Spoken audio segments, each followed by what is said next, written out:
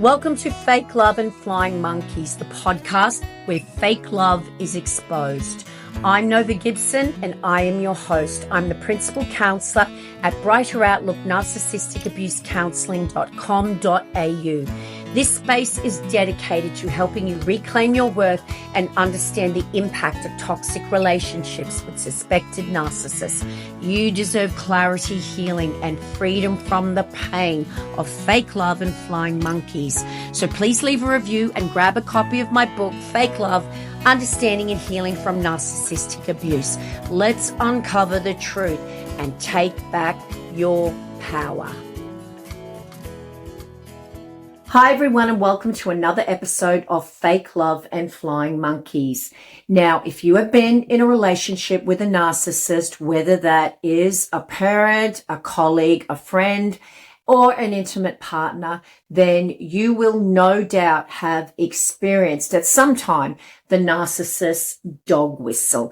Even though you may not have known it at the time, and it's only now that you reflect on the relationship, that you are in a place where you can get some perspective, that you realize exactly what you were experiencing and how you were being manipulated and controlled. And that is exactly what the narcissistic dog whistle is meant to do. It's meant to control your reactions, but without letting others know why you reacted. So it's about getting you to look crazy, to look and appear volatile, while the narcissist monitors their own behavior and they can control the narrative. So the dog whistling strategy is very aptly named after a whistle that is used in dog training. Trainers will blow on the whistle and the dog will react. And the frequency or the signal that is emitted is not audible to human beings. So how does this technique or this tool relate to narcissistic abuse? Okay, well, let me give you a couple of examples that I use in my book, Fake Love. Example number 1. You are having a lovely family get-together to celebrate Christmas, perhaps, at a relative's home. You're all sitting at the dinner table enjoying the champagne or the eggnog that's flowing when someone says to the cook, "Oh my goodness, this roast turkey is delicious. You are an amazing cook. It is so yummy." The narcissist, your abuser, then pipes up with, "Indeed, my wife or my husband is also an amazing cook, aren't you, darling? You should have seen the roast they cooked us the other night. It was incredible." Now, to everyone else at that party, here was the narcissist telling you how amazing you are. They were singing your praises and appearing to be a loving partner who is grateful for their partner's exemplary culinary skills. However, the truth of the matter is that the narcissist is actually baiting you because they never stop telling you how much they hate your cooking with a passion. It is a topic for never-ending arguments because no matter what you cooked, they hated it. The narcissist would always tell you that your cooking was terrible. But no one at the table knows about this, however, so they can't understand why you give the narcissist this absolute death stare. Example number 2. You are getting ready to go out with your partner and you've spent all night trying to look your most glamorous and you are so looking forward to the night out. You're in the taxi, the cab perhaps, and you are just so happy about going out and spending that evening with friends and loved ones. But just before you step out of the cab, the narcissist says something like, "Oh my goodness, please just control yourself while we're in there. There's lots of people that don't really like you, and I don't want you to ruin our night. And by the way, you look really fat in that dress. Did you really have to wear that one? You have so many other dresses that look so much nicer on you. Notice the backhanded compliment there, or the confusing abuse or put down that is disguised with a compliment. How confusing for you. This is gaslighting, guys. Now, you are just about to walk into a party surrounded by people that you've been told don't like you, and you're supposed to have a good time. Well, of course, these comments are going to interfere with your mood. So the inevitable happens. You walk into the party and you're miserable. You wish the ground would swallow you whole. You feel horrible in that dress or that suit if you're a man, and you feel like everyone is staring at you, and you don't know who the people are who supposedly don't like you. And the narcissist appears to have the time of their life. But you are miserable, and the narcissist knows it. It's a setup. They knew that those comments that were conveniently put in your direction just before you entered that party or walked through that door, and they began to put on the show. Your mood interferes with all of your interactions, and no one can understand why you're so down and gloomy and just a party pooper, while your partner is talking to everyone and having a time of their life, having a wonderful time, and you are just a Debbie Downer. So in this example, no one witnesses the narcissist deliberately provoking you in the hope they actually wanted you to make a scene.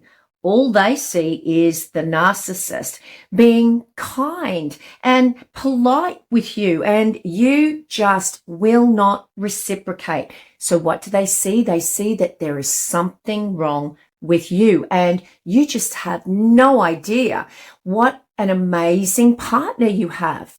You are viewed as the ungrateful bore who just does not recognize what an amazing person you are with, who cares about you so much, and not to mention how tolerant they are of your moods. Seed planted. People remember you as unstable, and the narcissist as this compassionate partner who just could not please you no matter how hard they tried. In the first example, where the narcissist is telling everyone what an amazing cook they think you are, and they saw how you looked at them with that glare, they probably thought that you were crazy and proceeded to tiptoe around you all night, thinking that something they would say would set you off and they would be the recipient of that glare. So in both of these examples, the dog whistle was used to set up a solid foundation for a smear campaign where the narcissist consistently sets up situations while you're still together to pocket those little seeds of truth for later use. And when I say truth, I mean that people will remember those times when the narcissist is really trying to destroy your credibility, your reputation, and they're trying to isolate you from any type of support system. The truth, as they remember, is that you did react in a weird and inappropriate and possibly volatile way. When they're engaging in a full-blown smear campaign, they will bring up those situations. So, for example, the narcissist may say to people who were at those events, those gatherings, "Oh, remember Sophie at that party? Can you remember how irrational she was and how I just couldn't do anything to please her?" And bingo, people do remember those times. They remember being confused at your reaction. But of course, once the narcissist has provided that little seed of truth that they will remember, they then proceed to embellish it with absolute garbage, absolute BS. But a concept that we call confirmation bias kicks in, where the people remember what they saw or what they heard, and any incoming information that does not align with what they know to be true, they dismiss. And of course, the narcissist is charming and they witness the narcissist being charming. So it's easy for them to believe the BS that follows that little seed of truth. So when the narcissist is using the dog whistling strategy, they know that you're going to react because, of course, they're insulting you. So they know that you are going to react on cue, but no one else sees the provocation. It's hard to think of any abusive strategy the narcissist uses as being worse than another, but this one in particular really hurts the victim because they have the ability to reflect on their behavior, and they know they engaged in this way that perhaps they weren't proud of. They know that other people saw it, and it will be harder for them to defend themselves. The victim knows that, particularly with the covert narcissist, no one else sees the monster lurking behind the mask. They believe that veneer, that false mask that they wear, and it's so confusing for them, and it's so isolating when people believe what they see and they just have no idea about what this person is really like behind closed doors and what their true motivation actually is. And of course, it's not just narcissistic partners who use this technique. All narcissists use it. If you have a narcissistic parent, and I hear this a lot from my beautiful clients who come to see me, you may have been the recipient of those passive aggressive digs by, let's say, a narcissistic mother. They will have those little jabs at you about your weight, perhaps, or the way you keep your house, or the way your children are behaving. Perhaps you've grown up with never-ending comments about your weight, which has led to incredibly low self-esteem, anxiety disorders, eating disorders even. And your parent has a go at you about your weight using the dog whistling strategy while others are around and in earshot. But this time, their put down, their insult about your weight is not only not heard by others, they actually think that your parent is giving you some constructive criticism because they care about you so much. And you are so lucky to have a parent that is just concerned about your health. Now, if your weight has been a weapon of choice for your narcissistic mother, an example of dog whistling might be when at some gathering, Christmas Day again perhaps, they bring along this low-fat, healthy salad and they say in front of everyone else that they're worried about your cholesterol. And here is their recipe, minus all the oil and the sugar and everything else that you put in a salad, and that they hope that you will use this recipe because they care about you so much and they just want you to be around for a long time. Now, remembering what a performer the narcissist is in front of others and just how manipulative they are, everyone else's recollection of that day will probably be that you and your mother have been talking about your blood test results and you're a bit worried about your cholesterol. And here she is, as a caring mother does, providing you with a healthy alternative that will help you combat your cholesterol issues. So basically, the dog whistle is a compliment or a command that is disguised and is only recognized by a select few people who are in on the joke or the abuse. They know what that word or that phrase means, and they're either a flying monkey who is going to sit back and let it happen, knowing what it means anyway, or they're completely oblivious, which is usually the goal. In essence, the dog whistle is all about control. And if they can get you to perform or act on cue with no one else knowing why you're acting in the way you do, it makes the narcissist feel all that more powerful. So if you are still in the relationship with the narcissist, or you have to have some kind of contact with them because you share a child with them, or it's a relative that you just can't get away with, or maybe it's someone that you work with, when you know this strategy is being used, don't react. It's what they want.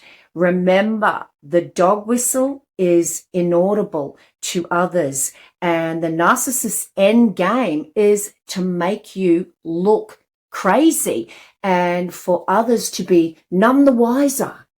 As well as driving you crazy, the narcissist wants to manipulate the perceptions of others. They want others to think that you're crazy, you're irrational, you can't control your emotions. So if this is happening to you, don't take the bait. So now that you know who and what they are and what they're trying to accomplish, you are going to deprive them of their intended narcissistic supply. No longer are they going to be able to use that dog whistling strategy with you. They can go whistle Dixie with someone else who doesn't have that newfound knowledge that you do. And that brings us to the end of another Fake Love and Flying Monkeys episode. If you would like to learn more, or if you would just like to talk about what's going in your life and the relationship that you have with a narcissist, please feel free to contact me. My website link is in the description of this episode, and as a counselor, I would love to be able to support you one-on-one in your healing journey from narcissistic abuse. Don't forget also to grab your copy of my best-selling book, Fake Love, Understanding and Healing from Narcissistic Abuse. The link is also in the description. Now, if you would like to support this channel, guys, as I always say, the best thing you can do is to leave a rating and a review, and of course share it with someone you think might benefit from it. Other than that, there is a link where you can buy me a cup of coffee. I love coffee. So on that note, it's bye from me for now. Until the next episode, remember, you are worthy of love, and you are worthy of so much more than a lifetime of fake love and flying monkeys.